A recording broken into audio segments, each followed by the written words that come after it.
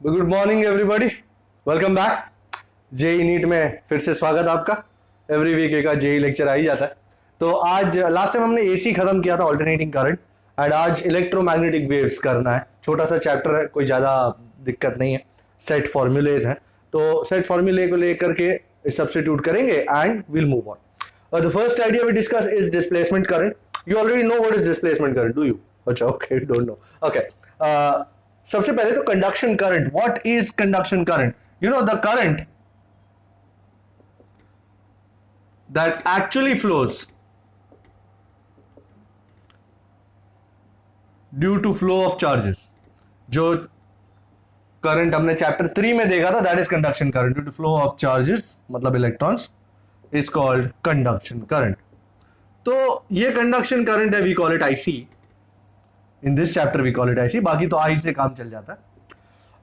तो ये displacement current क्या है? You know, this is an idea, and this idea is based on the fact कि जब हम कोई कैपेसिटर को चार्ज कर रहे हैं यूजिंग बैटरी, तो कैपेसिटर के बाहर के सर्किट में conduction current will flow, and capacitor के बीच में you know this displacement current नाम का idea will flow. So this is the current, displacement current is the current, ये मैक्सवेल का आइडिया था, that is considered to flow between the two plates of the capacitor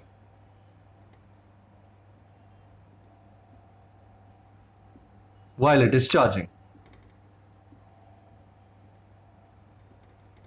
ये idea as I said Maxwell का था, and इस idea के जरिए उन्होंने ये आइडिया, ये कंसेप्ट बताया हमको कि whenever electric flux is changing, it gives rise to a current which produces magnetic field।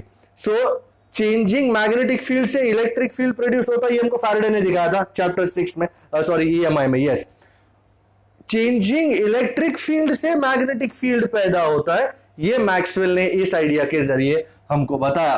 So it was given by Maxwell, and displacement current का इक्वेशन है ID is epsilon 0 d phi E by dt।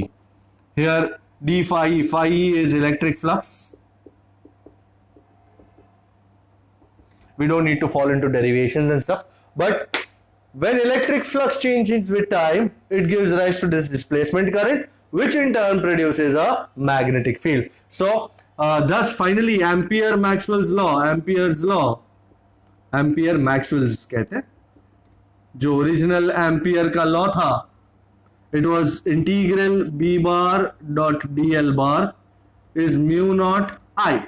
This was Ampere's law. Maxwell ने इसमें change लाके क्या किया? Mu naught bracket में IC plus ID। So this is the sum of conduction current and displacement current। It does not produce any anomaly because circuit के बाहर conduction current flow होता है, वहां डिस्प्लेसमेंट करंट जीरो होता है, and दो plates के बीच में डिस्प्लेसमेंट करंट फ्लो होता है, कंडक्शन करंट जीरो होता है। So the sum actually remains the same, no doubt at all. So this is mu not IC plus mu not ID, and ID is right here। So my final equation becomes line integral b bar dot dl bar over the closed loop is mu naught IC plus mu naught epsilon naught d phi E by dt। We've seen this earlier। So this is the idea of Ampere Maxwell's law, and इस idea से electromagnetic waves का गठन उन्होंने साबित किया कि किस तरह फॉर्म होती है वो। changing magnetic field produces electric field, changing electric field produces magnetic field, and so on and so forth। Cycle rotate करती जाती है और वेव आगे बढ़ती जाती है। दूसरी कुछ चीजें मैं आपको याद करा दूं, इक्वेशंस तो ठीक है, you can have a look at this, and the most important thing here is अपने को चैप्टर 2 के भी फॉर्मूले याद होने जरूरी हैं। For example, you know the capacitance of a parallel plate capacitor for a, ये इसको नोट में डाल देता हूं, for a parallel plate capacitor we call it PPC। capacitance is given as capacitance C is epsilon 0 A by D, and अगर दो plates के बीच में डाइलेक्ट्रिक लगाया तो इन प्रेजेंस ऑफ डाइलेक्ट्रिक तो your capacitance becomes epsilon 0 K A by D, where K is your dielectric constant.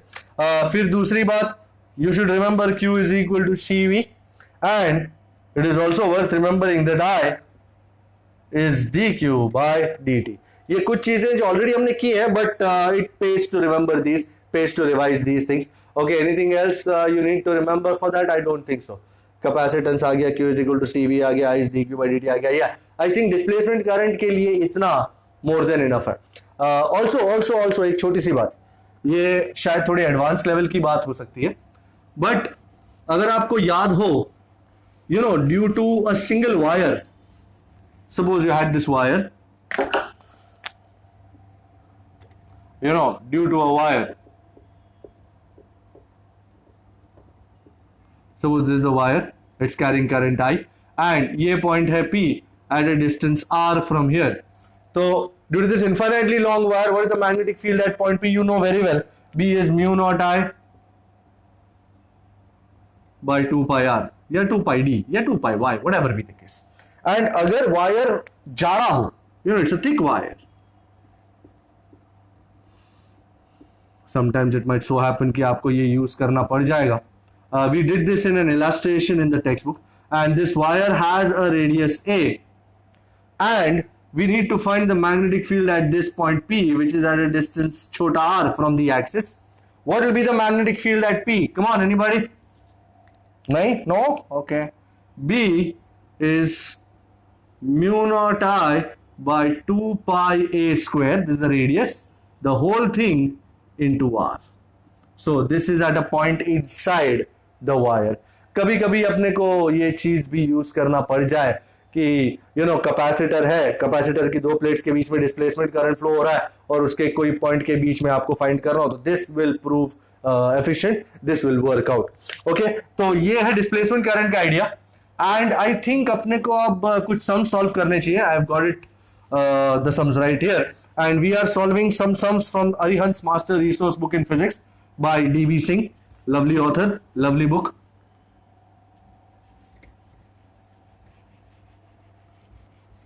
So let's start up. Okay, पहला sum कर रहे हैं. Where is it? यस, पहला sum for displacement current is SP1. Okay, lovely, SP1. अच्छा, थोड़ा सा language में, थोड़ा सा प्रिंटिंग में एरर्स है बुक में, so you need to understand. They say what is the rate of change of potential difference. अभी ये rate of change of potential difference नहीं लिखा है. पोटेंशियल डिफरेंस मतलब they want dV by dt is how much. If an instantaneous displacement current of 1 ampere is produced in the space between the parallel plates of a 1 microfarad capacitor. If you go to read this in the book, ये 1 microfarad भी नहीं लिखा, सिर्फ μf लिखा है. तो बड़े बड़े देशों में ऐसी छोटी छोटी बातें हो जाती हैं.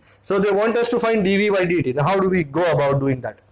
Now we know, अभी थोड़ी देर पहले मैंने लिखा था, we have Q is equal to CV. जब भी करंट की बात हो, याद रखना Q को डिफरेंशिएट करना पड़ेगा कहीं ना कहीं. So let's differentiate equation 1 with respect to time. So dq by dt is d by dt of CV. Here C is a constant, comes out. So dV by dt. Wow. Hey, but dq by dt, isn't it I? Okay. And as a result, अब मुझे dV by dt चाहिए, which is asked. So dV by dt is I by C. Easy peasy Japanesey. I1 है, C 1 micro, that's 10 raised to minus 6.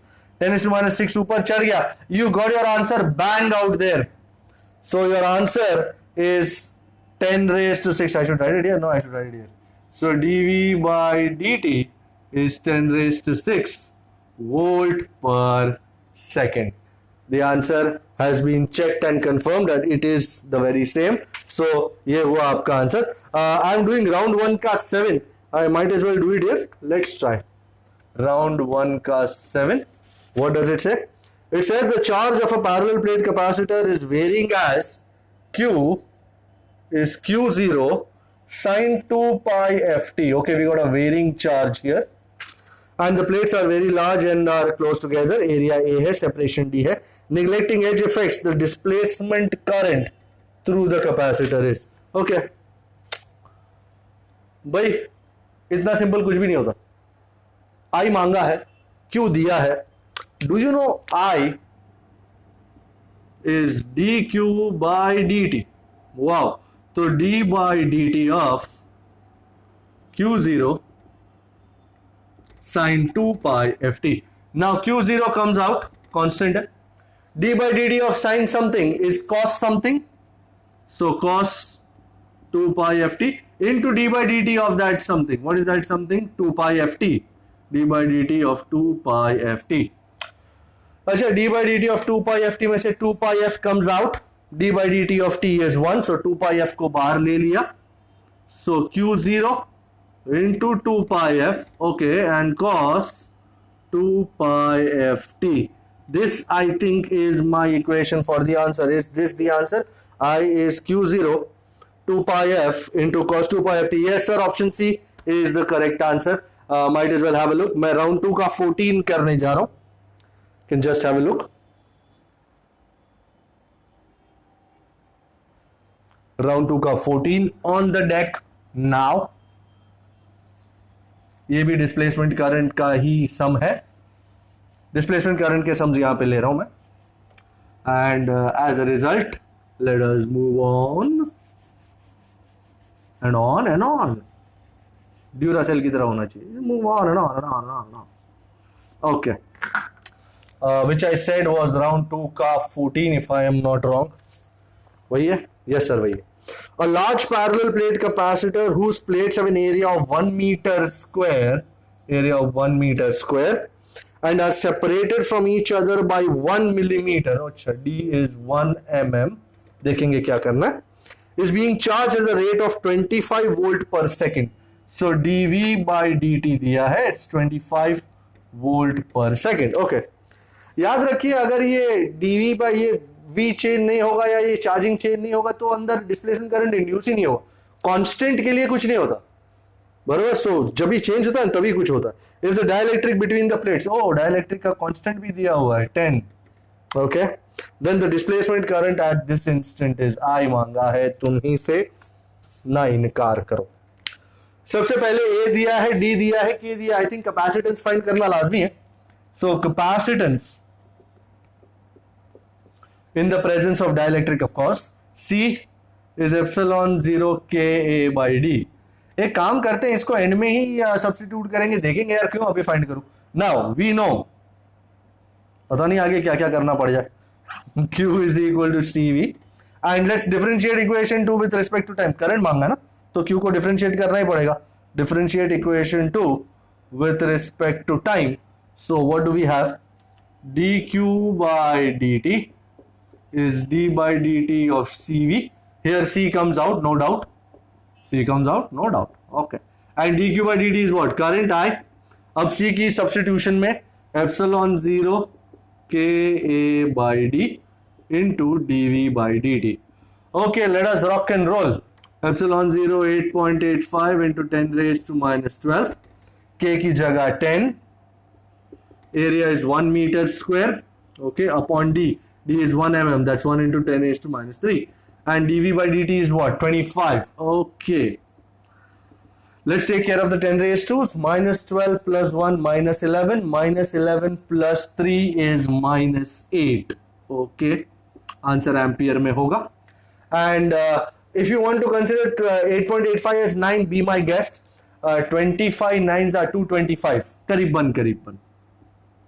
मैंने 8.85 को 9 consider करके धमाधमी मचा दी, क्योंकि देखते हैं यार ऑलरेडी 10⁻8 है. देखें कितना नजदीक आ जाता है. सो 2.25 into 10⁻8 becomes 2.25. 225 into 10⁻8 बोल रहा था मैं. And 10⁻6 is micro, so I is 2.25 micro ampere. Is that checkable? उन्होंने मेरे को 2.2 एम्पियर दिया हुआ है. मैंने कहीं कुछ गलती तो नहीं करी है. -12 -3 2.2 एम्पियर नहीं हो सकता. 2.25 माइक्रो एम्पियर हो सकता है. So we can hold on and we can check.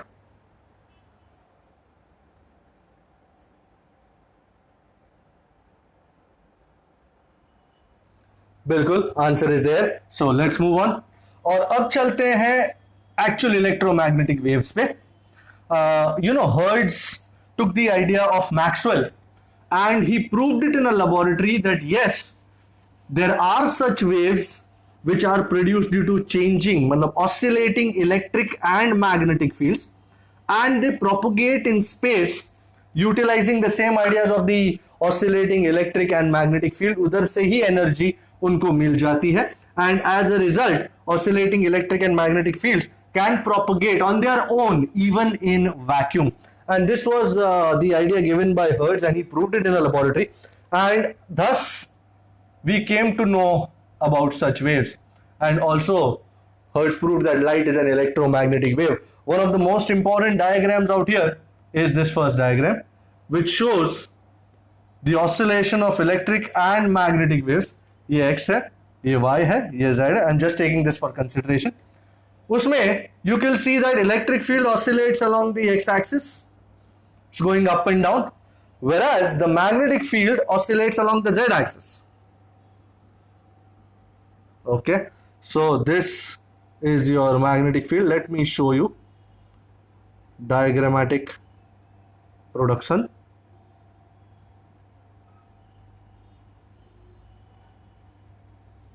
This is your B bar oscillating along the z-axis, and this is your electric field E bar.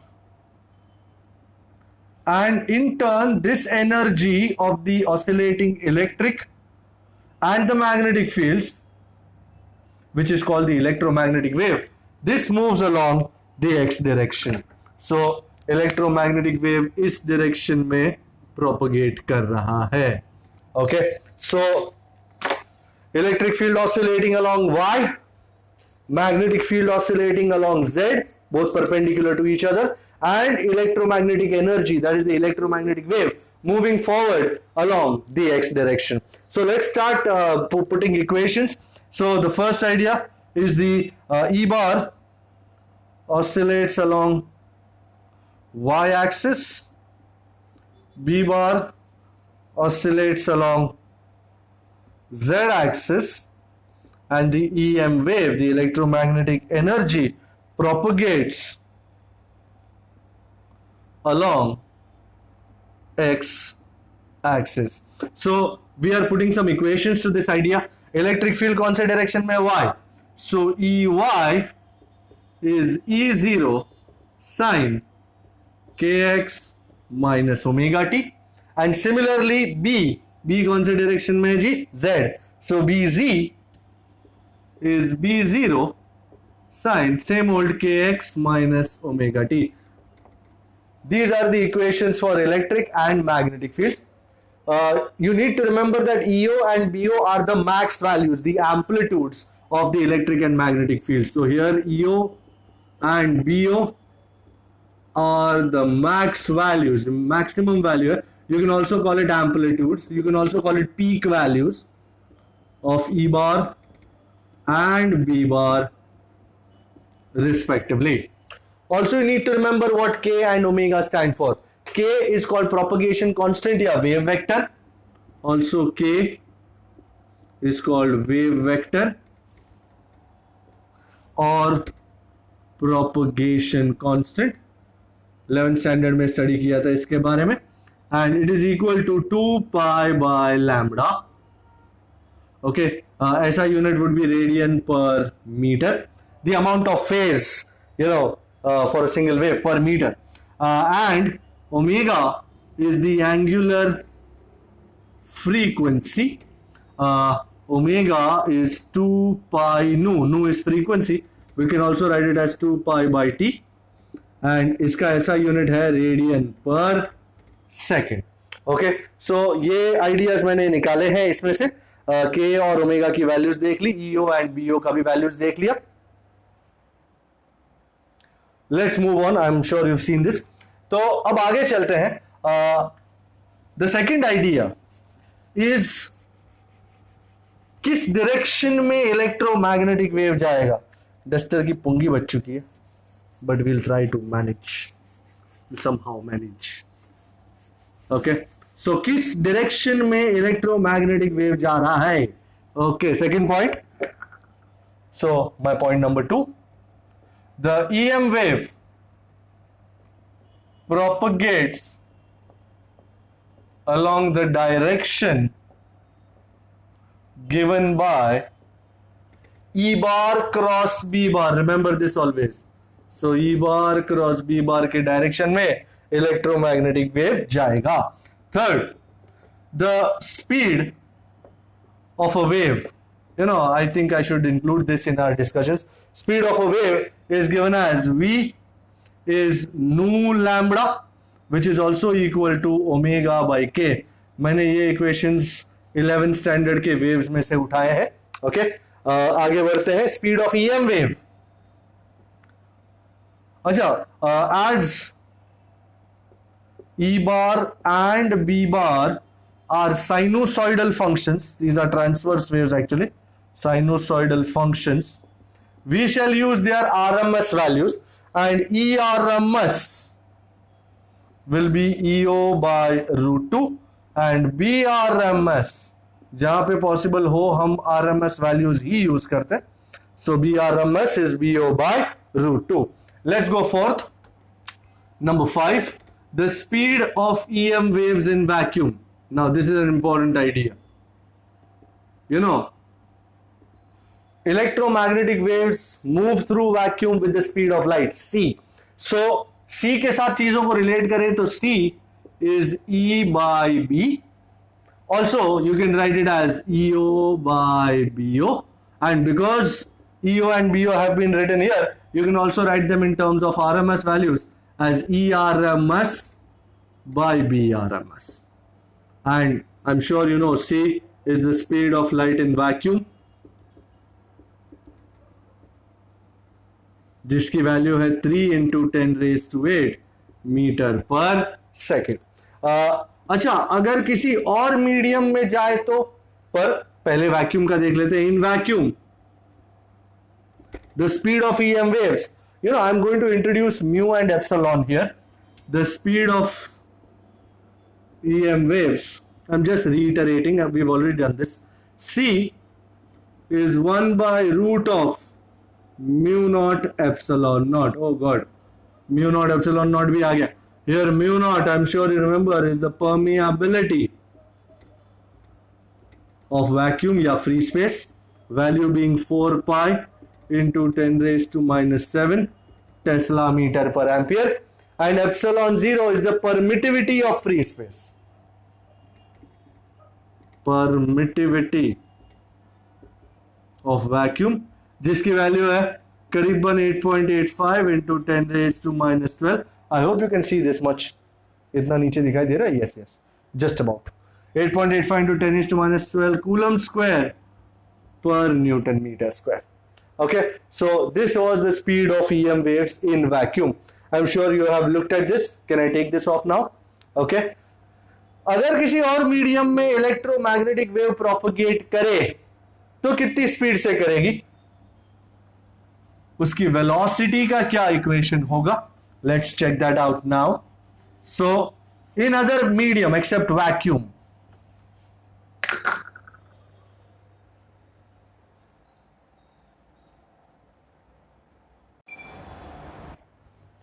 so number 7, in another medium except vacuum, the speed of EM waves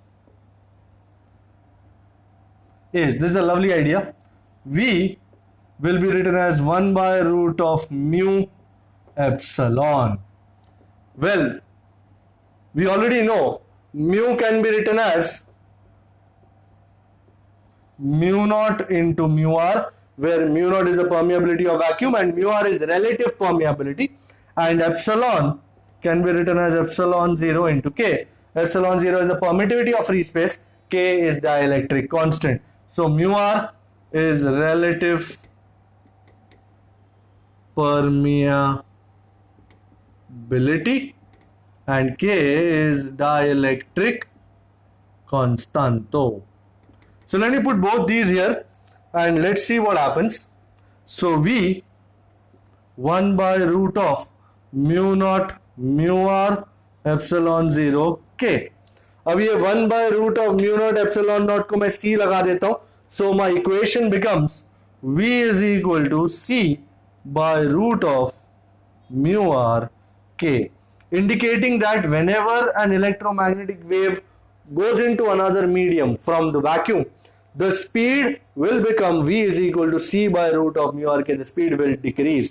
And let me tell you, ये उड़ा देता हूं. Okay, we are good here. Okay, उड़ा देता हूं का मतलब ये नहीं कि इक्वेशन यूज नहीं करूंगा, बिल्कुल यूज करूंगा, बहुत सारे यूज करूंगा, बार बार यूज करूंगा. So you know, refractive index is a very important factor here. उस मीडियम की रिफ्रैक्टिव इंडेक्स कितनी होगी? अच्छा, तो पहले बता दूं इक्वेशन रिफ्रैक्टिव इंडेक्स का. Refractive index of a medium except vacuum, vacuum की रिफ्रैक्टिव इंडेक्स एयर की वैक्यूम की 1 होती है. So n is equal to c by v. You know, refractive medium index of the medium is defined as the ratio of the speed of light in vacuum to the speed of light in that particular medium. तो मेरे पास ये रहा, v की जगह c/√μr के यहां लगा दूं, तो what am I going to get? n is √μr k. Wow.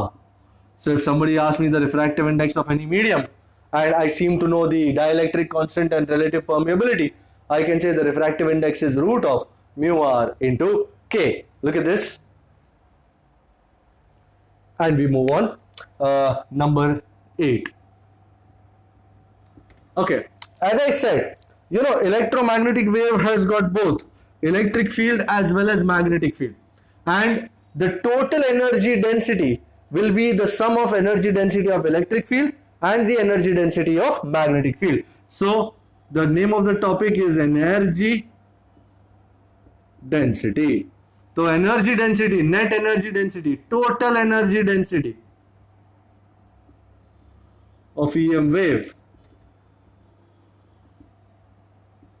rho, we'll call it rho, that is equal to rho E, that is energy density of electric field, plus rho B, energy density of the magnetic field, and rho E is half epsilon 0 E square, but because E का value RMS में लेंगे, so half epsilon 0 E RMS square plus half, you remember B square by mu naught, so B RMS square by mu naught.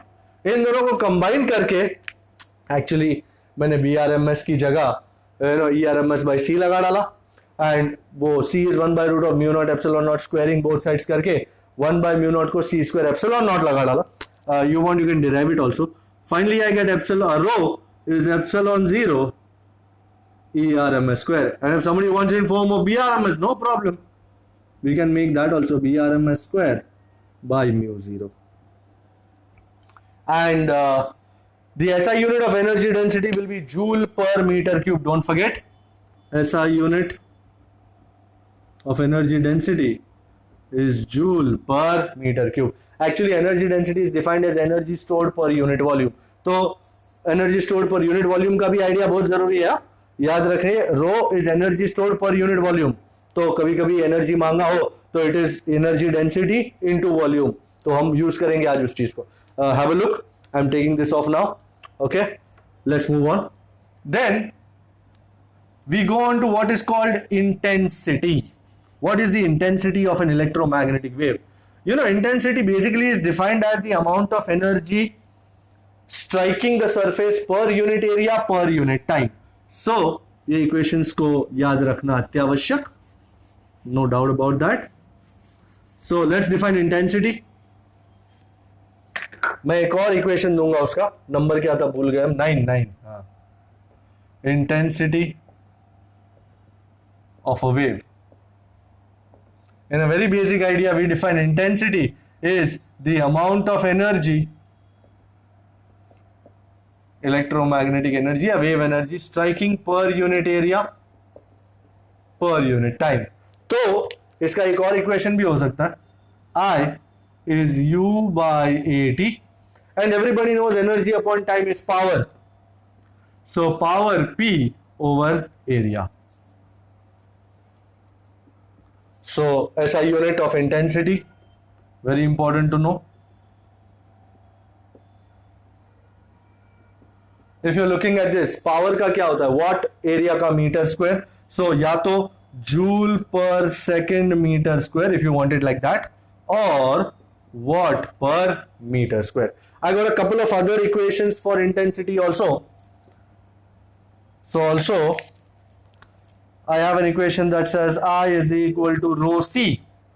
Rho is the energy density, अभी देखा था. C is the speed of light in vacuum. And rho को use करते हुए मैं यहां लिख सकता हूं एप्सिलॉन 0 c ERMS स्क्वायर, या फिर रो का दूसरा इक्वेशन भी था BRMS स्क्वायर बाई म्यू 0, तो C BRMS square by mu 0. Okay, equations की बारात निकली है, no problem, we are all good. आगे बढ़ जाते हैं. एंड अब क्या बचा, yes, whenever an electromagnetic wave strikes a surface, it gives linear momentum to this surface. So when an EM wave strikes a surface, it imparts momentum to that surface. So how much is the equation for momentum? Momentum, we call it chota p, momentum is always called chota p, is u by c. Acha, I need to tell you one more thing. Momentum is u by c. This is only if it is the energy is being absorbed by that surface. So this, if surface is an absorber, 100% energy is absorbed. But what if the surface is a reflector? तो energy आते भी use होती है, जाते भी use होती है. So if the surface is a reflector, then double momentum हो जाएगा. So this will be 2u by c. Do not forget this. कभी कभी रिफ्लेक्टर का भी बात आ ही जाता है. तो अगर अब्जॉर्बर है तो P is equal to u by c, and अगर रिफ्लेक्टर है तो डबल मोमेंटम होगा, आवन भी जावन भी, तो P is equal to 2u by c. अब मोमेंटम आता है तो न्यूटन के सेकेंड लॉ के जरिए फोर्स भी आएगा. So by Newton's second law, sometimes they also ask you to find force. Newton second law, isn't force equal to momentum upon time? So मैं इसका वही यूज करूंगा, P by T. आपको जो भी सिचुएशन हो तुम ये लगा के देखो तो U by C into T इस तरह वर्कआउट होता है अगर जरूरत पड़े तो. And finally, due to force there will be pressure also. So let me take this off and you can check it out. And pressure, as we say, pressure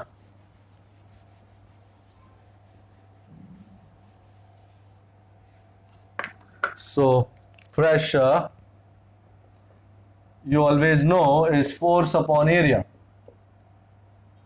So P, pressure को मैं pressure ही लिखता हूं क्योंकि power को P लिखा था हमने, तो प्रेशर को प्रेशर लिखते हैं. Force upon area, force is what, P by T.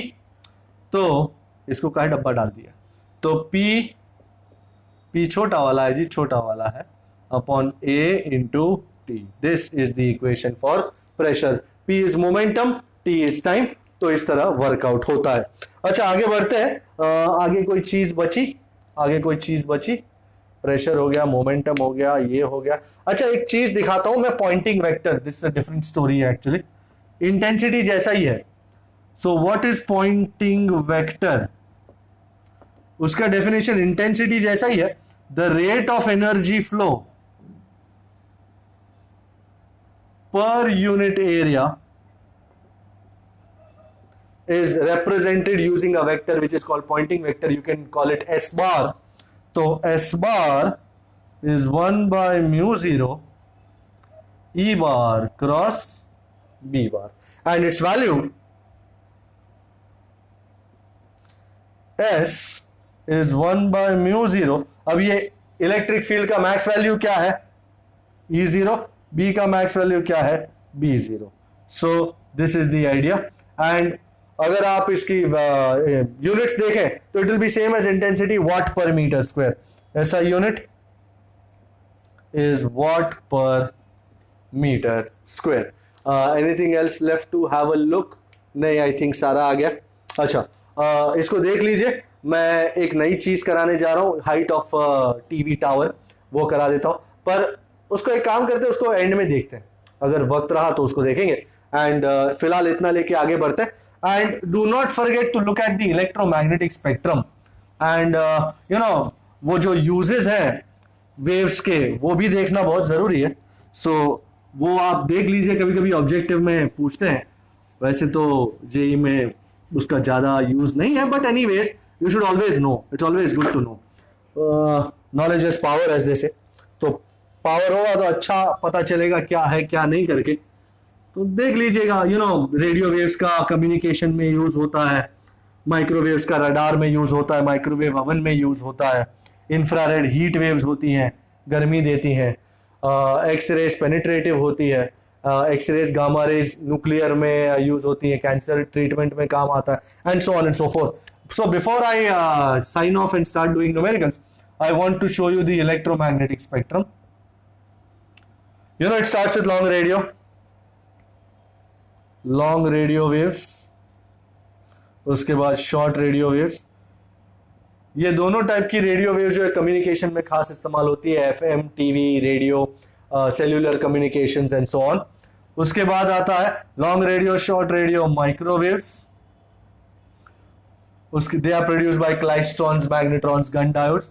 Microwaves, infrared, visible, ultraviolet. जैसे जैसे ऊपर जा रहे हैं वेवलेंथ घटती जा रही है, फ्रीक्वेंसी बढ़ती जा रही है। X rays and gamma raise.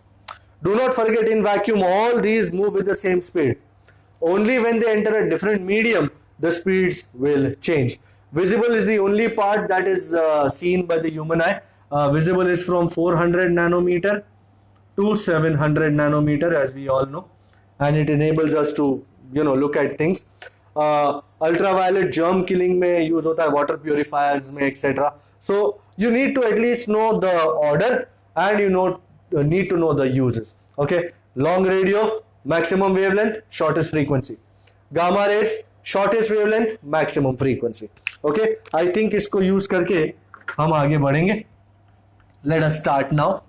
Numericals की ओर, तेरी ओर। ओके, तो कौन सा नंबर चालू करने का है? नंबर है sp3। ओके, डेटा लेते जाओ, आगे बढ़ते जाओ। sp3 क्या कहता है?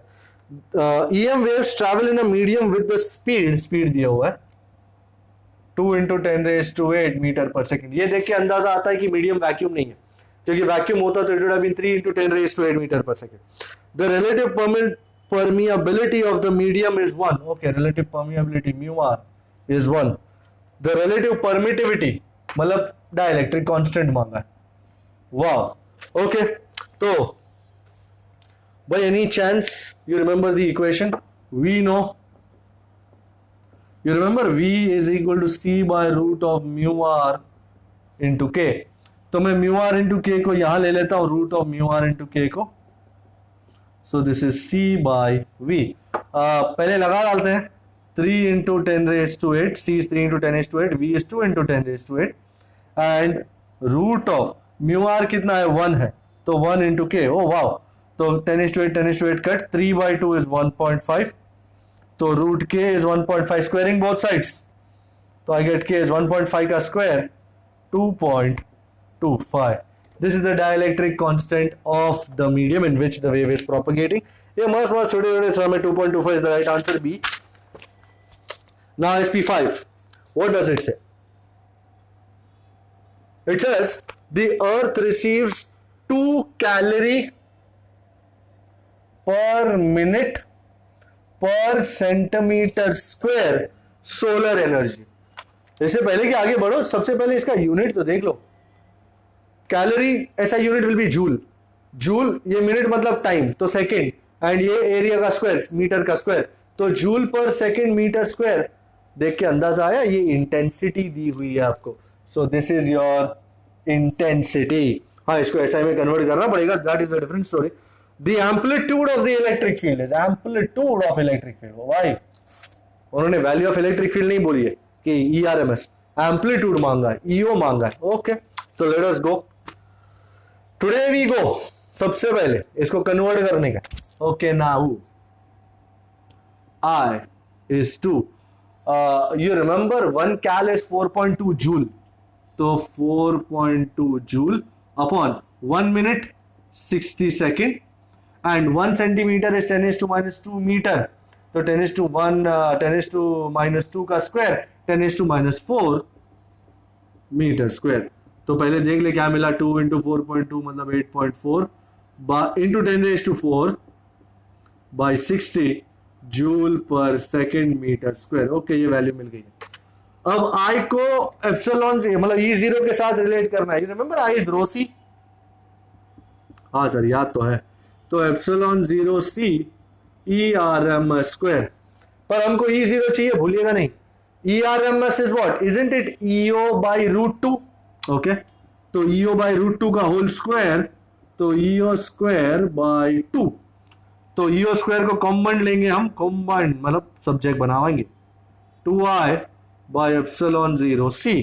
Okay, let us rock and roll. आई 8.4 8.8 कहां लिख रहे हो भाया, into 10⁴ divide by 60.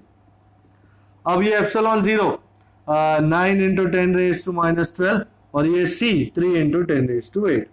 Okay, let's check it out. -12 plus 8 -4. 4 minus -4 is 10⁸. Okey dokey. तो यहाँ 10⁸ आ चुका है. अच्छा, अब क्या करेंगे? क्या मिला अपने को अभी? और 2 इंटू 8.4 दैट इज 16.8 नीचे एंड 9 6 54 सो 540 एंड 543 सपोज 55 होता 192 करीबन.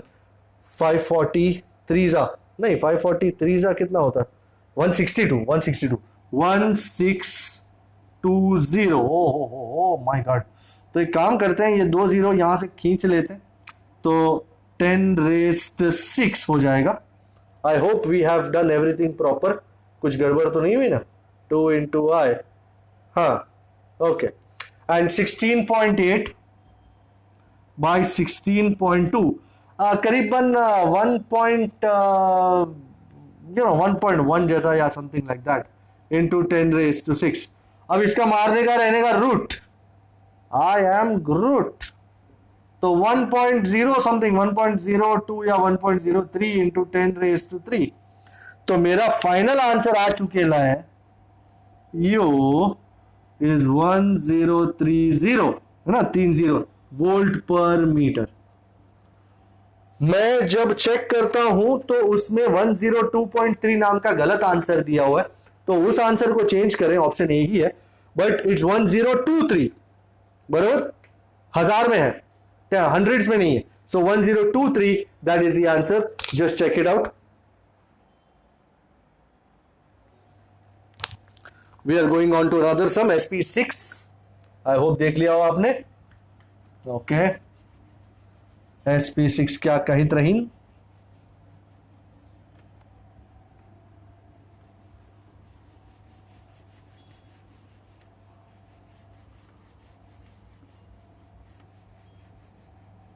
Okay, SP6.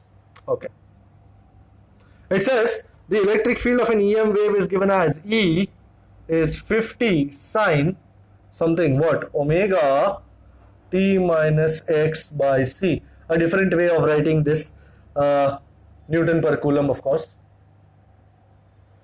Find the energy contained in a cylinder of cross-sectional area 10 centi square and length 50 centi. Okay, along the x-axis. Okay. पहली बात, let me compare this equation 1. Comparing equation 1 with the standard form of the electric field. E is E0 sine omega t minus x by c. So what do we get? भाई एक simple बात में E0 मिल जाता है 50 और Newton पर coulomb भी है standard unit, so E0 is 50 Newton पर कूलम। नाउ एनर्जी चाहिए, मैं इंटेंसिटी वाला फंडा यूज करूंगा, यू रिमेंबर, सॉरी इंटेंसिटी वाला नहीं, एनर्जी डेंसिटी वाला। Energy density rho, isn't it energy per unit volume? So that is energy, volume is area into length. So U is rho into A into L. You have an equation for rho? Oh yes we do. Rho is epsilon 0 E RMS square. हमने सब कुछ RMS में निकाला था, पर अपने को यहाँ पे E0 में चाहिए, because we need to substitute E0. E RMS is E0 by root 2 का होल स्क्वायर, तो epsilon 0 E0 square by 2 into A into L. Wow, let us rock and roll. Epsilon 0 9 into 10 raised to minus 12. E0 50 है, तो 50 का square 2 500, तो 25 into 10 raised to 2. I prefer to write it this way. A 10 centi square, उसको metre square में convert करना है, तो 10 into 10 raised to minus 4 metre square. Length 50 centi 0.5 metre, okay, upon 2। अच्छा जी, -12 प्लस 2 इज -10, -10 -4, अच्छा -10 -4 -14 plus 1 -13, okay, no problem, let us move. 25 9s are 225 and 225 into 0.5 मतलब उसका आधा कर लो या नीचे 4 ले लो ना, सो 225 by 4, कुछ बचा नहीं ना बाकी कुछ लेने का, सब ले लिया, वेरी गुड। तो 4 5s are 20 and 4 6s are 24, चलो ना करीबन बराबर। सो क्या ये answer RLI 56 into 10 raised to minus 13 joule, which can be written as 5.6 करीबन into 10 raised to minus 12 joule. Is that a credible answer? Yes, it is, absolutely, no doubt about that. इसको checkout करें।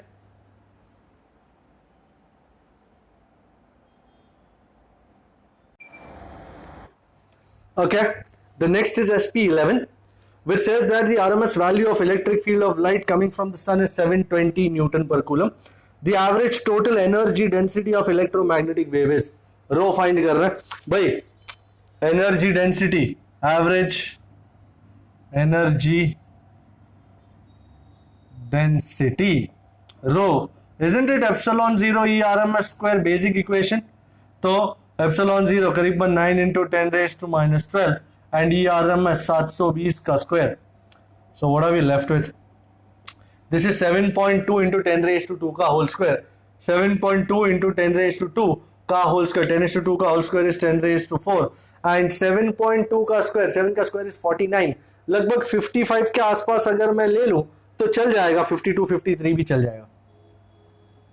Okay, -12 plus 4 is -8 and 9 2s are 18 and 9 5s are 45 46, तो 468 into 10 raised to minus 8 या 4.68 into 10 raised to minus 6, वाह 4.58, अपने क्या बजाता है यार, जूल पर मीटर क्यूब, एकदम टकाटक चल रहा है कामकाज। SP11 होने के बाद राउंड 1 का 10 is an effect now, round 1 का 10 छोटे छोटे होता है, बस वो ध्यान आना चाहिए फॉर्मूला कौन सा है। In a plane electromagnetic wave the electric field oscillates sinusoidally with a frequency no which is 3 into 10 raised to 10 hertz and amplitude, भाई इलेक्ट्रिक फील्ड का एम्पलीट्यूड है E0 है, गलती से ERMS मत लिख देना, 50 volt per metre. What is the wavelength? Oh my god, हाँ अपने को उन्होंने वेवलेंथ फाइंड करने को कहा है, पर उन्होंने अपने को ये नहीं कहा है कि उसका वो क्या है, क्या plane electromagnetic wave electric field oscillates, क्या वैक्यूम ही होगा? आई थिंक वैक्यूम ही होगा, अगर कुछ बोला नहीं है तो वो इलेक्ट्रिक फील्ड का कोई जरूरत नहीं है। We know C is nu lambda, तो lambda is C by nu, C is 3 into 10 raised to 8, कोई और ऑप्शन नहीं बचा था, and this is 3 into 10 raised to 10, 3 3 cut गया, 8 minus 10 10 raised to minus 2 metre या 0.01 metre. Can this be the right answer? और कोई ऑप्शन है ही नहीं, और E0 की तो वैल्यू की कोई जरूरत ही नहीं है, 0.01। या we are good. Okay, round 1 का 14 करने जा रहा हूं, पर पहले इसको उड़ाऊंगा, इसके बगैर तो कैसे काम चलेगा। राउंड 1 राउंड्स पे चढ़ गए हम, एसपी को छोड़ के नहीं, लेके, एसपी ले ही लिया। प्रैक्टिस क्या करें ये सारे क्वेश्चंस की तो अच्छा रहता। सो विदाउट प्रैक्टिस तो कैसे चलेगा काम। ओके, नंबर केड़ा, नंबर ये 1 का 10 था ना, ये 14 है। सो राउंड 1 का 14, व्हाट डज इट से? A radio wave of frequency 90 megahertz, 90 meg enters a ferrite rod. Okay, epsilon r मतलब ये dielectric constant है k, 10 raised to 3, my god, and mu r is 10. Then the velocity and the wavelength of the wave is given as what? Okay, but we seem to know all equations. We have धमाकेदार, we have velocity v is c by root of mu r k. Okay, तो c is 3 into 10 raised to 8 upon, मेरे को mu R दिया हुआ है 10 and dielectric constant 10 raised to 3, नीचे 3 and 1 becomes 10 raised to 4 and 10 raised to 4 का root is 10 raised to 2, so 3 into 10 raised to 8 by 10 raised to 2, and I think 8 minus 2, you don't think, you do it, so v is 3 into 10 raised to 6 meter per second. Now remember always that when an electromagnetic wave enters a different medium, उसकी speed change हो जाती है, उसकी wavelength change हो जाती है, but the frequency of the wave remains same, because frequency, I'm sure you know, is a property of the source, whereas wavelength and speed depend on the medium. So frequency, चाहे वो जिस भी medium में जाए, vacuum में जाए, medium में जाए, frequency remains same. As a result, now V will be nu lambda, not C will be nu lambda. वो स्पीड वैक्यूम में थी, उसकी वेवलेंथ अलग थी तब, बट अब मीडियम में जाके in medium V will be nu lambda, nu remains same, तो कोई दिक्कत नहीं, lambda is V by nu, V कितना है 3 into 10 raised to 6, and how much is this? 90 meg, so meg is 10 raised to 6, 10 raised to 6, 10 raised to 6 is gone, 3 by 90 is 1 by 30, by 1 by 30 is what? 0.03 something. Alright, have they written it in 0.03 or something, or what? Oh, 0.033, which is 3.3 into 10 raised to minus 2 meter. So do not forget, in a medium speed and wavelength change, but frequency does not change. Okay, आगे बढ़ते हैं, number 26, but before that clearing up work. अब किया है तो clear भी करना ही पड़ेगा आपने को. So round 1 का 26 is in effect. Let us see क्या कहता है वो हमसे. मैं ये मानता हूं हर सम कुछ कहता है, बस तुम्हारी सुनने का पेशेंस चाहिए, because if you don't listen to what the sum says, how are you going to do it? Round 1 का 26, an earth orbiting satellite has solar energy connecting panel with a total area of 5 meters square. If the solar radiations are perpendicular and completely absorbed, absorb वाला फंडा ये, okay, then the force, average force associated with the radiations is, wow, अच्छा, they have given you solar constant, which is how much? किधर गया? 1.4 kilowatt per meter square. So in case you were wondering कि solar constant क्या है, watt per meter square देख के intensity ध्यान नहीं आई, so this is actually your intensity. Okay, तो क्या मांगा है तुमसे? Okay, force मांगा है, force मांगा है. Okay, अब force को, you know, momentum upon this thing, you remember that? We know force F was P by T and completely absorb के लिए P was U by C. तो अपने को ये एक पहला इक्वेशन मिला. U/c into T. अच्छा, इंटेंसिटी के साथ, क्योंकि यही यूज करना है मुझे, तो also intensity I, solar constant, is energy per unit area per unit time. Oh my god, so यहां से कैन आई से देयरफॉर U/t, मैं U/t को यूज कर रहा हूं, isn't it IA?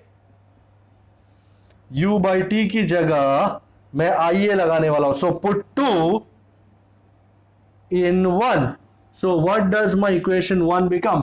So force F U/t is IA by C. Let's work this out. Intensity कितना?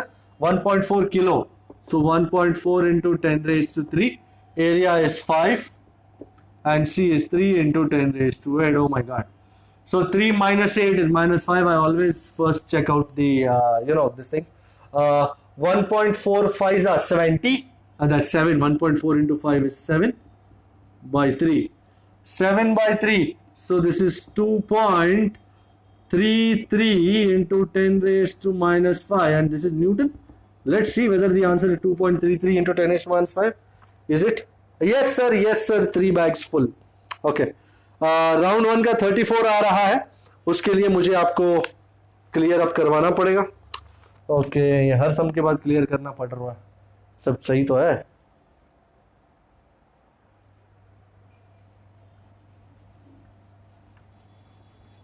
Okay,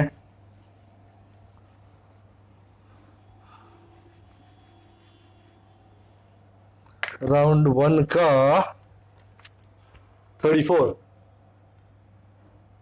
okay, उसके बाद राउंड 1 का 63 है, पर उसके बाद राउंड 2 का 21 कर लेंगे, फिर वो राउंड 1 का 63 करेंगे। Radio transmitter operates at the frequency of 880 kilohertz and a power of 10 kilowatt. Okay, power of 10 kilowatt. The number of photons. Oh, अच्छा, एक्चुअली ये फंडा जो आया है, ये लाइट एज फोटॉन्स का फंडा है। And let me tell you किस तरह वर्कआउट होता है। मैं फॉर्मूला दे देता हूं। We know energy of the wave in form of photons. Single photon हो तो energy E is h nu. So if there are n photons, so for n photons, अगर एक फोटोन की एनर्जी h nu है तो n photons की energy कितनी होगी? n h nu। फिलहाल सिर्फ ये इक्वेशन ले लो। सो एनर्जी मिल गई मुझे। Now power, you know power is energy upon time, so this is n h nu over t। Power दिया हुआ है, ये रहा। टाइम दिया हुआ है 1 सेकेंड। n फाइंड करना है। h अपने को पता ही ना, h is Planck's constant। I'm sure you studied that in chemistry, and Planck's constant is 6.6 into 10 raised to minus 34, not being more precise। so अब मुझे n चाहिए, तो n को आइसोलेट करते हैं, तो n is p into t by h nu। Power 10 kilowatt, 10 into 10 raised to 3, time is 1 second, h 6.6 into 10 raised to minus 34, and nu 880 kilohertz।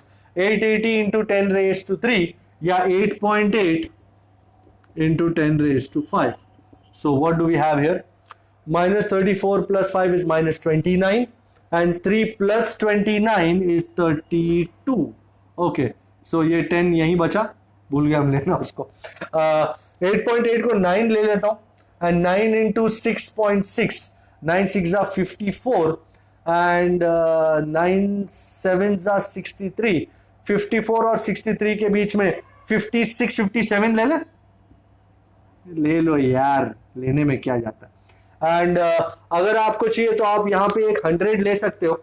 100 by 57 would be 1.8 1.9, करीबन 1.7 भी ले सकते हो। so this is 10 by 57 is 0.17 into 10 raised to 32, so 1.7 into 10 raised to 31। yes, the right answer is that। photons per second, इतने photons एक second में निकल रहे हैं। now doing round 2 का 21, let us go to do round 2 का 21। okay, क्या कहता है, कुछ अलग चीज है। राउंड 2 का 21 दिखा देता हूं आपको, मस्त है। राउंड 2 का 21। अच्छा, what it says is, in an electromagnetic wave, the electric and magnetizing fields, electric field EO is 100 volt per meter, and magnetizing field H is 0.265 ampere per meter. H याद आया, मैग्नेटिक इंटेंसिटी है, ampere per metre. Okay, the maximum rate of energy flow is, oh ho, Poynting vector S मांगा है, S max. अच्छा sir, पर rate of energy flow याद है, S was 1/μ0 EO into BO। अब ये तो H दिया हुआ है, इसमें कैसे डालेंगे? अच्छा नाउ भाई याद करो, do you remember BO was μ0 into H। वाह वाह वाह, तो B0 की जगह μ0 इंटू H लगा दो, तो H is 1/μ0 into EO into μ0 into H, μ0 cut, so EO into H, what are we left with? There is nothing left. 100 into 0.265, so what is left? 26.5 watt per meter square. Is that checkable? Yes, absolutely it is checkable, no doubt about that. अच्छा, अब मैं करने जा रहा हूं TV tower और range का। सो communication range for TV tower. I won't go into derivations, but suppose ये अर्थ है, अर्थ का कर्वेचर है, एंड इसके ऊपर मैंने H हाइट का टीवी टावर इरेक्ट किया है। तो ये TV tower line of site में यहां तक का और इधर यहां तक का पॉइंट्स कवर करेगा, उसके बाद अर्थ का कर्वेचर नड़ेगा उसको। तो ये जो यहां से यहां तक का डिस्टेंस है, this is called communication range. And you can see, suppose ये टीवी टावर है और यहां देख सकता है इतना रेंज है, तो कैन यू सी कि वो तीनों हर जगह इतना रेंज कवर करेगा। इसको कहते हैं रीजन ऑफ ब्रॉडकास्ट, जिसका सर्कुलर रीजन है और जिसका रेडियस है ये कम्युनिकेशन रेंज D। इस तरह पूरा वो कवर करेगा। So what is the equation for communication range? D is called communication range, and उसका इक्वेशन मैं बता दूं आपको, सिंपल इक्वेशन है, D is root of 2HR, where H is the height of antenna and R is the Earth's radius.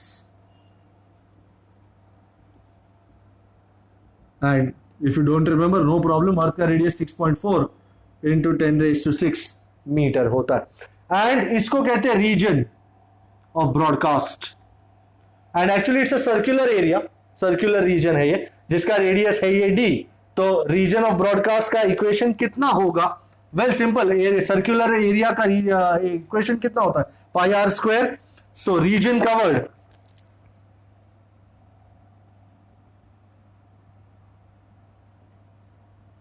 so region you call it area, it is pi into D का square. भाई D diameter नहीं है, D ये range है, तो pi into root of 2HR the whole square, तो it comes out, तो area is 2 pi HR। so if you look at equations 1 and 2, हमको ये पता चलता है कि D is proportional to root H। मतलब अगर तुम H को 2 टाइम्स करोगे तो रेंज √2 टाइम्स हो जाएगी, जबकि region area A is proportional to H। तो अगर तुम एंटीना हाइट को डबल करोगे तो एरिया डबल हो जाएगा। So keep this in mind, and utilizing this we are going to solve round 1 का 63 एंड राउंड 2 का 41। You can have a look at this before I take this off. Had a look? Okay, तो now ये गया। Okay,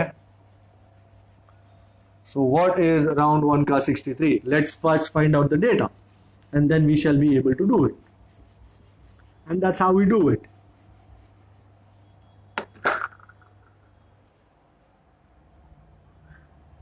Round 1 ka 63. Okay. What it says is something like this. A TV tower has a height of 100 meter. Okay. And how much population is covered by the TV broadcast if the average population density, मतलब people living per square area, is 1000 per kilometer square. Okay. Radius of the earth दिया है 6.37 into 10 raised to 6 metre. एक काम कर सकते हैं, मतलब वो लोग क्या चाहते हैं कि हम रीजन फाइंड करें, तो जितना मीटर स्क्वायर का एरिया आए फिर मल्टीप्लाई बाय दिस पॉपुलेशन कर दें तो कितने लोग देख पाएंगे टीवी को. मैं कहता हूं कि अगर एक काम करें तो सब कुछ किलोमीटर में कन्वर्ट कर ले तो ज्यादा अच्छा नहीं रहेगा. So like this 100 metre is 0.1 kilometre. So the region covered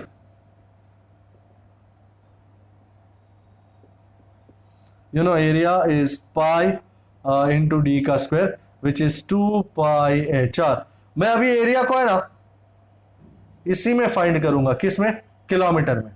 तो 0.1 एंड 6.37 अर्थ का रेडियस 6370 किलोमीटर. तो बढ़िया. तो 6.37 इंटू 10 रेज टू 3 मैंने किलोमीटर में ही कन्वर्ट कर दिया जी. ओके.